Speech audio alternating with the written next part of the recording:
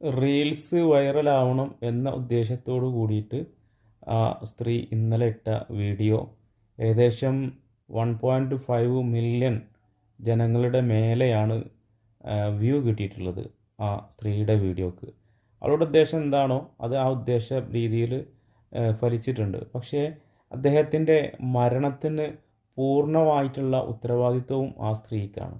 കാരണം അദ്ദേഹത്തിൻ്റെ ആ ജീവിതത്തിലുണ്ടാക്കിയിട്ടുള്ള അപമാന ഭാരം സഹിക്കവയ്യാതെ അദ്ദേഹം രാവിലെ ആവുമ്പോഴേക്ക് ആത്മഹത്യ ചെയ്തതായിട്ട് നമ്മൾ സോഷ്യൽ മീഡിയ വഴി വാർത്താ ചാനലുകളിലൂടെ കാണുകയാണ്.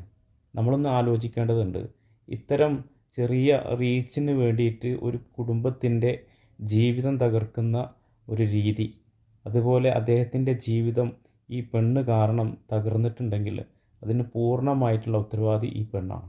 ബസ്സിനുള്ളിൽ നടന്ന ആ ഒരു സംഭവത്തെ ആ സ്ത്രീ നല്ല രീതിയിൽ എക്സ്പ്ലെയിൻ ചെയ്യുന്നുണ്ട്. ആ സ്ത്രീക്ക് ഒരൊറ്റ കാര്യം ചെയ്താൽ മാത്രം മതിയായിരുന്നു. ചെറിയ രീതിയിലുള്ള ഒരു റിയാക്ഷൻ അവിടെ എടുത്തിരുന്നുവെങ്കിൽ ഇത്തരത്തിലുള്ള ഒരു വിഷയം അവിടെ ഉണ്ടാവില്ലായിരുന്നു.